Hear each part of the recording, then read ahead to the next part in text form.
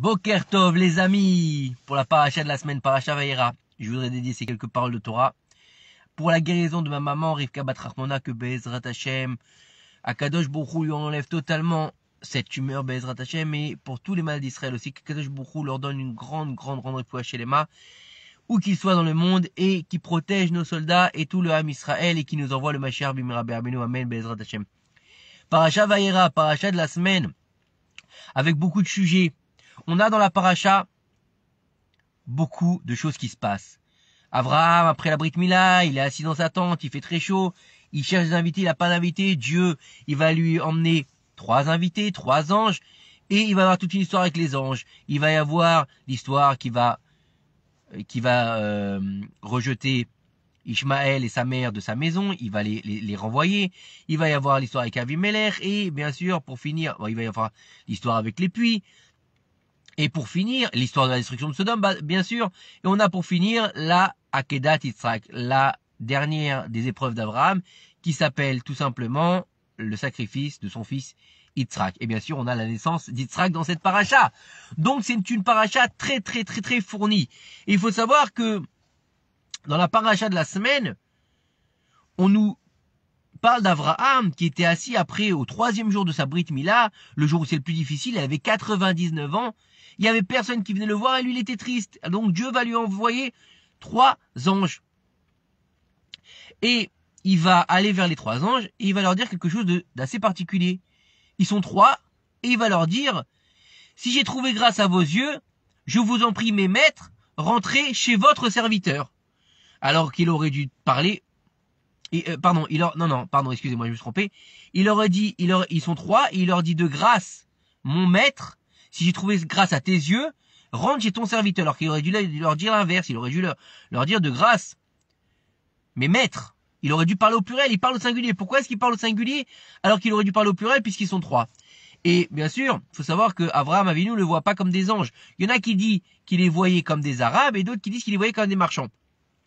Mais en tout cas, pour lui, c'était le moment de faire l'Arnasat Ochim, ce qu'il était le plus à même de faire. Abraham, il adorait recevoir des gens. C'est pour ça que sa tente était ouverte aux 4 points cardinaux, pour que celui qui vienne, il puisse rentrer sans avoir honte dans n'importe quelle porte. Et le Or HaChaim HaKadosh, qui est un grand Talmid Chacham, un grand tzaddik, il nous explique là-bas qu'en fait, au niveau des anges, il y avait 3 anges. L'ange Gabriel, l'ange Michaël et l'ange Raphaël. Et chacun, il avait une mission particulière. Parce qu'un ange, quand il a envoyé que pour une mission, pas pour 2 missions. Il a envoyé pour une seule et même mission. Et une fois qu'il fait sa mission, après c'est fini. Et on sait très bien que Raphaël, il avait été envoyé donc chez Abraham pour guérir Abraham le 3e jour de la Brit Mila. C'est pour ça que dès qu'il a vu les anges, Abraham, alors qu'il était malade, il a pu courir. Comment il a pu courir? Parce que dès qu'il a été en contact avec l'ange Raphaël, même de loin, il était déjà guéri, donc il pouvait courir, qu'il n'avait plus les souffrances de la Brit Mila. Michaël, l'ange Michaël, il était venu pour lui annoncer que Sarah allait avoir un fils, donc Yitzhak, l'année prochaine, à cet même instant, vous recevrez, dans la même période, vous allez avoir un fils, il lui a dit. Donc ça, il était venu pour annoncer la naissance d'Yitzhak. Et Gabriel, il avait rien à faire, en fait, chez Abraham. Pourquoi? Parce que lui, il était venu pour détruire la ville de Sodome. Donc il n'avait rien à faire. Il n'avait pas besoin de rentrer chez Abraham, puisque son travail à lui était pas d'annoncer quoi que ce soit à Abraham, mais était de détruire la ville de Sodome. Donc il n'avait pas à rentrer chez lui. Donc c'est pour ça qu'il lui a dit: je t'en prie, rentre chez moi, mon maître. Viens t'asseoir, viens manger chez moi. Et les 2 autres étaient déjà chez lui. Il n'avait pas besoin de leur demander de rentrer. Il n'y a que l'ange Gabriel qui a refusé de rentrer chez Abraham puisque c'était pas sa mission. Et alors, qu'est-ce qu'il a besoin, Abraham, de dire à l'ange: viens chez moi? Il en a déjà 2. Suffis-toi des 2. Ça y est, tu voulais faire un Rim, Dieu t'a envoyé des gens. Fais avec les 2 anges que t'as. Non, il veut un 3e. Pourquoi est-ce qu'il veut un 3e, Abraham? Parce que Abraham, il a tellement raffiné son corps et son être et son âme, et qu'il a tellement ancré en lui cette mitzvah de Arnasat Ochim, de chesed, de donner de la bonté aux autres, de nourrir le monde, que quand il y a quelqu'un, il est obligé de l'inviter. Parce que ça lui suffit pas une mitzvah. Ça lui suffit pas 2 personnes. Chaque mitzvah, pour lui, elle est importante. Chaque mitzvah, elle a son importance. Donc 2 personnes, c'est 2 mitzvot, c'est clair. C'est bien, mais c'est pas assez encore. Il faut rajouter dans les mitzvot. Et comme nous disent nos sages, C'est quoi le salaire d'une mitzvah? C'est une mitzvah. Donc d'une mitzvah qu'il a fait, il veut encore une mitzvah. C'est ça Avraham Avinu. Et de l'autre côté aussi, Chas v'Shalom. C'est quoi le salaire d'une Avera? C'est une Avera. C'est-à-dire que plus on va essayer d'avancer vers les mitzvot, plus Dieu il va donner d'autres mitzvot à faire pour qu'on va pouvoir se rapprocher de lui. Et plus on va se laisser aller dans les Averot, plus on va tomber, plus on va se livrer au Yetzer Hara, et plus on va faire des Averot. Et plus on va tomber et s'éloigner de Dieu. Donc c'est ça qu'il faut comprendre de l'Arnasot Achim de Avraham Avinu qui nous explique le Harachem Akadosh, que son mérite nous protège. Il faut savoir que dans la paracha de la semaine, on nous parle de la naissance d'Yitzhak. Et Avraham, il avait 100 ans le jour de la naissance d'Yitzhak. C'est pas Avraham, c'est Avraham qui donne naissance à Yitzhak. C'est Avraham, le circoncis, qui donne naissance à Yitzhak. Contrairement à Avraham, l'incirconcis, qui donne naissance à Ishmaël. On est dans une dynamique différente. On est dans une sphère différente. On est dans le patriarche qui est né. C'est-à-dire que Avraham, il est là, il est né, il est devenu le patriarche déjà. Il va donner naissance à Yitzhak. Et Yitzhak, on nous dit que quand il va naître, Avraham, il avait 100 ans. Pourquoi est-ce que Avraham, il a eu besoin d'avoir 100 ans? Il ne pouvait pas avoir, je sais pas moi, 27 ans, 60 ans, 40 ans. Je sais pas pourquoi est-ce qu'il avait besoin d'avoir 100 ans. Donc ça, je vais nous expliquer dans le Pirkei Avot que, en fait, on nous dit à 5 ans, le Chumash. À 13 ans, le Talmud. À 20 ans, le mariage, etc., etc. Et on nous dit à 100 ans comme s'il était mort et qu'il n'était plus dans les bras du Yetzer Hara. Ça veut dire quoi? Ça veut dire qu'à 100 ans, étant donné que l'homme, c'est comme s'il était mort, le Yetzer Hara n'a pas d'emprise sur les morts. Pourquoi? Parce qu'ils sont morts, ils sont dans l'Olam Haemet.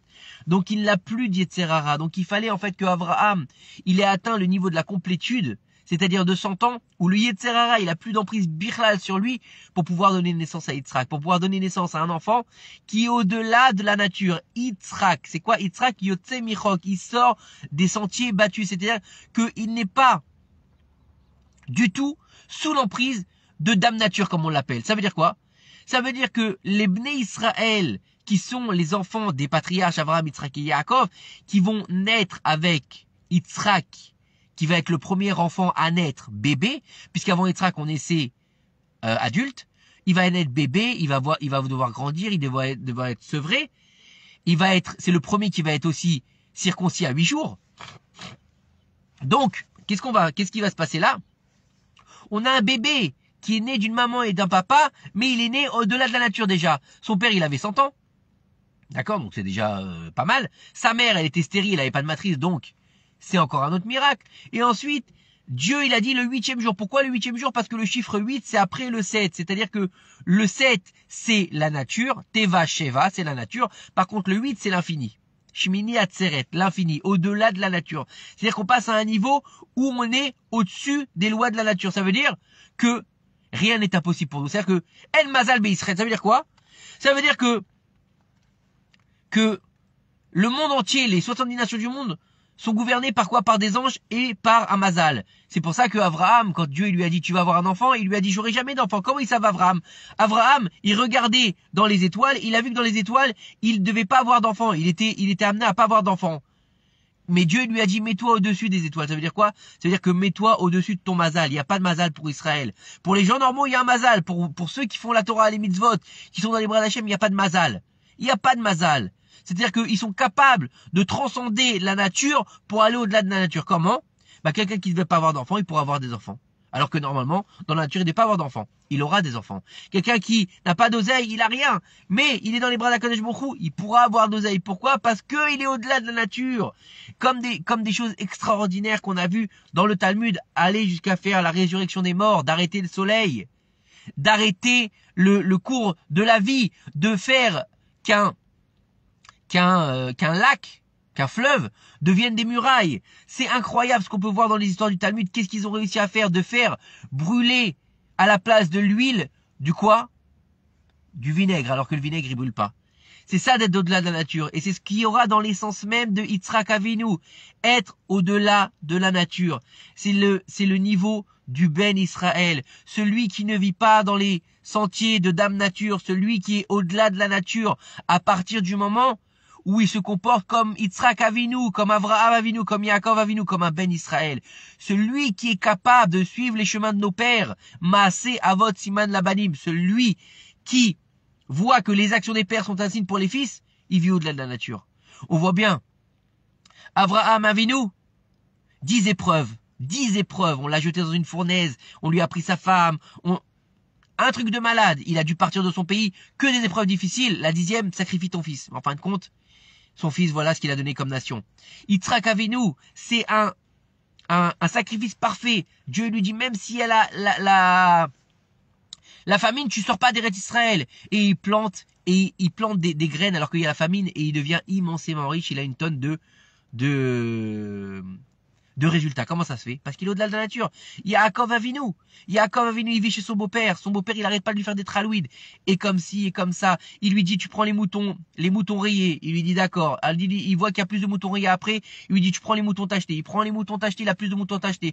À chaque fois que l'autre, il lui change son salaire, c'est Yaakov Avinu qui est encore plus riche que son beau-père. Comment? Parce qu'il est au-delà de la nature. Parce qu'il se met dans les mains d'Akadosh Baruch Hu. Le but de nos patriarches, c'est de nous avoir enseigné que En mazal be Israël. Maase avot siman labanim. Il n'y a pas de mazal en Israël. Les signes des pères, c'est un signe pour les fils. Ça veut dire quoi? Que on doit tous les jours se dire quand est-ce que mes actions, elles viendront aux actions de mes pères. C'est-à-dire quoi? Est-ce que moi je peux être comme Abraham? Est-ce que je peux être comme Yitzhak? Est-ce que je peux être comme Yaakov? Non! C'est pas qu'on peut être Abraham, Yitzhak ou Yaakov, mais de suivre leur chemin. C'est-à-dire qu'on va devoir suivre leur façon de vivre pour pouvoir comprendre où est-ce qu'il est notre chemin pour pouvoir servir à Kadosh Baruch Hu. De Abraham, l'abnégation totale au niveau des épreuves. C'est-à-dire que faire ce que Dieu t'a dit, lech lecha, casse-toi. Pourquoi? Je sais pas, mais tu te casses. Yitzhak Avinu, la gvoura, la bravoure. Dieu, il te dit, donne ton coup. Il avait 37 ans, le bonhomme. Qui c'est qui va donner son coup pour un holocauste? Son père vient me voir. Il lui dit, bon, bah, écoute, aujourd'hui, je vais te sacrifier. Et lui dit, bah, banco, papa, y a pas de problème. On y va. Quand est-ce qu'on part? Le mec, il va dire à son père, mais t'es un grand malade, laisse-moi tranquille. Va sacrifier un poulet, quoi. Laisse-moi tranquille. Non, Yitzhak, il y va. Il donne son coup. Il donne son coup. Le Zohar, il nous dit qu'il est mort. Pendant 3 ans, il était au Gan Eden. Bon, c'était pour récupérer sa neshama d'homme. Mais après, c'est encore une autre histoire. Yaakov Avinu, il est dans un état pas possible. Son frère, il veut le tuer. Son beau-père, il lui fait des tralouides. Il veut aussi le tuer. D'accord? Eliphaz, son neveu, il l'a dépouillé. Il arrive comme un clochard. Pendant 20 ans, il veut épouser Rachel, on lui donne Léa. Après, il a Dina. Après, il a Yosef. Voilà, Zaza, combien il a eu de galère. Et avec tout ça, il croit encore en Dieu. Il croit encore en Dieu. Il a une émouna profonde. Il est dans le Hémet. Il est conscient du Hémet d'Akadosh Baruch Hu. Alors qu'aujourd'hui, des mecs qui nous pleurent parmi, ils disent Dieu, il n'existe pas. Il rate une affaire. Ah, Dieu, tu m'as oublié. Non, il t'a pas oublié.